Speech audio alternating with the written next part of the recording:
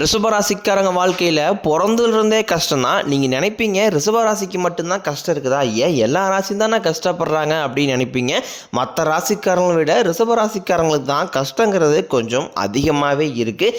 நல்லது கெட்டதை முழுசாக தெரிஞ்சவங்க, சுக்கிரனை ராசி அதிபதியாக கொண்டவங்க, கிருத்திகை, ரோகிணி, மிருகசீரிசம் நட்சத்திரக்காரங்க ரொம்ப புத்திசாலிக்காரங்க. ரிஷபராசிக்காரங்க போர்க்குணம் கொண்டவங்க. உங்கள் கிட்ட சண்டை போட்டு ஜெயிக்கிறது ரொம்ப கஷ்டம். எல்லா இடங்களையும் நேர்மையும் உண்மையும் மட்டுமே நம்பக்கூடியவங்க. உங்களுக்கு சொந்தமோ பந்தமோ அது தப்புனா அது தப்பு தான், வெட்டு ஒன்று துண்டு ரெண்டுன்னு பேசக்கூடியவங்க. உங்களை ஒருத்தர் பஞ்சாயத்துக்கு கூட்டு போகிறார் அப்படின்னா நீங்கள் கூட்டு போகிற பக்கம்லாம் சப்போர்ட் பண்ண மாட்டீங்க. எந்த தரப்பு நியாயம் இருக்குதோ அங்கே தான் நீங்கள் சப்போர்ட் பண்ணுவீங்க. உண்மை நியாயத்திற்கு மட்டுமே என்றைக்குமே கை கொடுப்பீங்க. உண்மைக்கு புறம்பாக எந்த ஒரு விஷயத்தையுமே செய்ய மாட்டீங்க. இதனால தான் உங்களுக்கு நிறைய கஷ்டங்களும் துன்பங்களும் அதிகமாகவே ஏற்பட்டுக்கிட்டு இருக்கு. புதுமையான சிந்தனைக்கு சொந்தக்காரங்க. பூ போல மனசு, கோபத்தை மறைச்சிட்டு சிரிப்பை மட்டும் காட்டக்கூடியவங்க. எடுத்த காரியத்தை எப்படியாவது முடிச்சிடணும் அப்படிங்கிறதுக்காக கஷ்டப்பட்டு போராடக்கூடியவங்க. தங்களுடைய கஷ்டத்தையும் கண்ணீரையும் கடுகளவு கூட மற்றவங்களுக்கு தெரியாமல் பார்த்துக்குவாங்க. இதனால் பார்க்குறவங்க எல்லாருமே ரிஷபராசியா இவங்களுக்கு என்னப்பா சூப்பராக இருக்கிறாங்க, இவங்களுக்கு என்ன குறைச்சல் அப்படின்னு தான் நினச்சிட்டு இருக்கிறாங்க. ஆனால் வீட்டில் சாப்பாட்டு கூட கஷ்டப்படுறது உங்களுக்கு மட்டும்தான் தெரியும். கஷ்ட காலத்தில் திரும்பி பார்க்க கூட ஆள் கிடையாது. ஏதோ தட்டு மாதிரி எந்திரிச்சு நிற்கிறப்போ உங்களை குறை சொல்கிறதுக்குனே நிறைய பேர் தேடி வருவாங்க. உங்கள் சொந்தக்காரங்க நண்பர்களுக்கு ஒரு தேவை இருக்குதுன்னா மட்டும்தான் உங்ககிட்ட வருவாங்க. அந்த தேவையை முடிஞ்ச உடனே உங்களை தூக்கி போட்டு போயிடுவாங்க. மறுபடியும் அவங்க உங்ககிட்ட உதவின்னு கேட்பாங்க. அவங்க உங்களுக்கு முன்னாடி பண்ண துரோகத்தை எல்லாமே மறந்துட்டு மீண்டும் அவங்களுக்காக உதவி செஞ்சு ஏமாறக்கூடியவங்க தான் நீங்கள். வாழ்க்கையில் எப்படியாவது முன்னேறிடணும் அப்படிங்கிறக்காக தினம் கஷ்டப்பட்டு உழைக்கிறவங்க தான் ரிஷபராசிக்காரங்க. கடந்த காலகட்டங்களில் தங்களுடைய வாழ்க்கையில் நீங்கள் நல்லது நடக்க போகுதுன்னு நினச்சிட்டு இருந்திருப்பீங்க. ஆனால் உங்களுக்கு அந்த டைமில் ஒரு மிகப்பெரிய ஏமாற்றம் தான். புதுசாக ஒரு சில பிரச்சனைகளும் கஷ்டங்களும் தானாகவே உங்களை தேடி வந்திருக்கும். ரிஷபராசிக்காரங்க சொந்த பந்தத்தை இழந்தீங்க, சொத்துக்களை இழந்தீங்க, தங்களுக்கு நெருக்கமாக இருக்கக்கூடிய உறவுகளையுமே இழந்தீங்க. கடைசியாக நான் மட்டும்தான் எல்லாத்தையுமே இழந்துட்டு நிற்கிறதா இருக்குது, எனக்கு உயிர் வாழவே பிடிக்கலைன்னு சொல்லிக்கிட்டு இருக்கீங்க. இதுக்கு மேலே என்னால் வேளவே முடியலை சாமி, தயவு செஞ்சு என்னை கூடையே கூட்டிகிட்டு போயிரு. நான் இவ்வளோ கஷ்டப்பட்டதுக்கப்புறம் எனக்கு வாழ்க்கையில் வாழுங்கிற எண்ணம் சுத்தமாகவே போயிடுச்சு. உங்கள் மனசில் கவலையும் துன்பம் தான் அதிகமாகவே இருக்குது. நீங்கள் செய்யக்கூடிய ஒவ்வொரு விஷயத்தையுமே தடுப்பதற்கும் உங்களை அவமானப்படுத்துவதற்கும் இங்கே நிறைய நபர்கள் முயற்சி பண்ணிக்கிட்டு இருக்காங்க. இது எல்லாமே தெரிஞ்சுமே கூட நீங்கள் என்னமோ பண்ணுங்க, எனக்கு என்ன வந்துச்சு அப்படின்னு தன் வேலையில் மட்டும் என்றைக்குமே குறிக்கோளாக இருக்கிறவங்க தான் நீங்கள். ஏன் எனக்கு மட்டும் ஏன் இவ்வளோ கஷ்டம் வருது? என்னுடைய வாழ்க்கையில் நான் யாருக்குமே கெடுதலையோ கஷ்டத்தையோ துன்பத்தையோ கொடுத்ததில்லை, எனக்கு மட்டும் ஏன் இந்த மாதிரி எல்லாமே நடக்குது அப்படின்னு தான் பெரும்பாலான நபர்கள் சொல்லிக்கிட்டு இருக்கீங்க. உங்களுக்கு பிரச்சனைங்கிறது வரும், அது கொஞ்ச நாள் இருக்கும், அதுக்கப்புறம் இந்த பிரச்சனை போயிடும். இந்த மாதிரி பிரச்சனை வரும் போகும் அப்படிங்கிற நிலைமையில தான் நிறைய நபர்கள் வாழ்ந்துக்கிட்டு இருக்கீங்க. நீங்கள் என்னதான் பிரச்சனையை தவிர்த்தாலும் ஏதாவது ஒரு சூழ்நிலையில் உங்களை நோக்கி பிரச்சனையும் கஷ்டமும் வந்துக்கிட்டு தான் இருக்குது. ஆனால் இனி வரக்கூடிய நாட்களில் உங்களுக்கு இன்பத்தையும் மகிழ்ச்சியும் மட்டுமே தரக்கூடிய ஒரு காலகட்டமாகவே அமைஞ்சிருக்குது.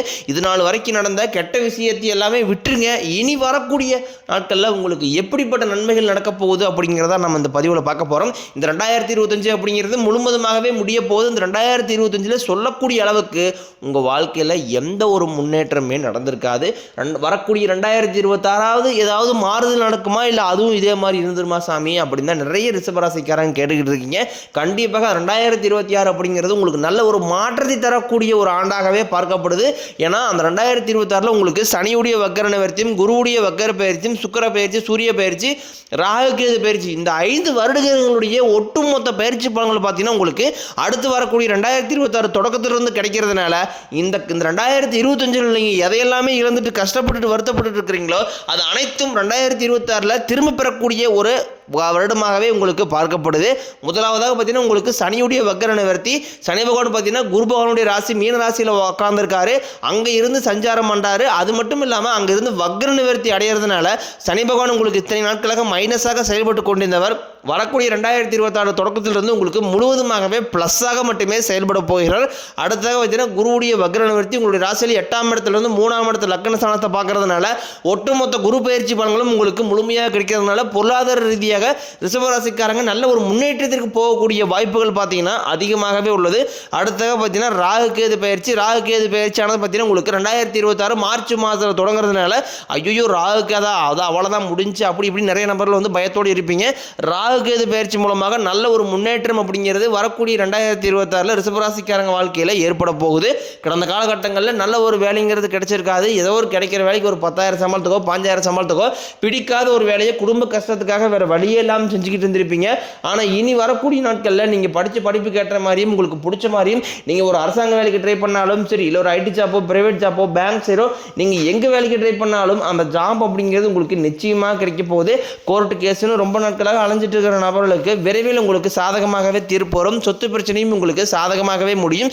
சனி பகவானினுடைய பார்வை உங்களுக்கு நேரடியாகவே இருக்குது. இதன் மூலம் வருமானம் அப்படிங்கிறது பல வழிகளில் வரும்.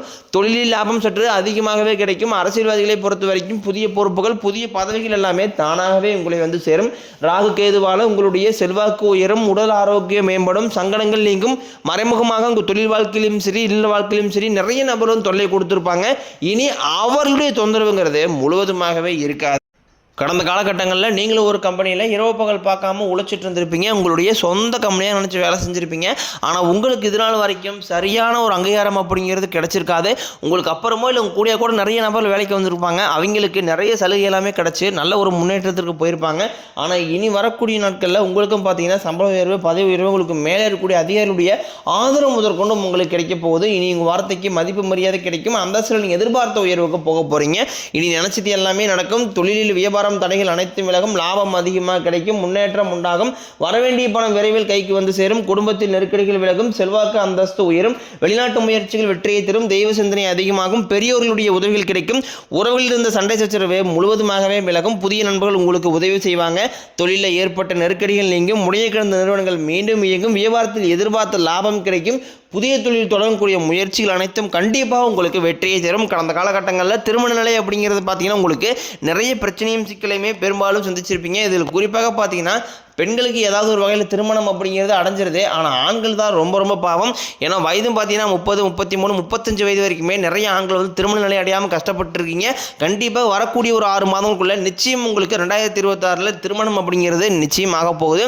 வாழ்க்கை துணையை இழந்த ரிஷபராசி ஆண்களோ பெண்களோ அடுத்து வந்து 2வது திருமணம் செகண்ட் மேரேஜ் பண்ணலாமா வேண்டாமா அப்படிங்கிற ஒரு மிகப்பெரிய குழப்பத்தில் இருப்பீங்க. அப்படி 2வது திருமணம் பண்ணும்போது சொந்தக்காரன் தப்பாக பேசிடுவாங்களா, ஊர்க்காரன் தப்பாக நினச்சிடுவாங்களா, அவங்க நினைப்பாங்க இவங்க நினைப்பாங்க அப்படின்ட்டு நிறைய நபர் வந்து 2வது திருமணத்தை யோசிக்காம இருக்கீங்க.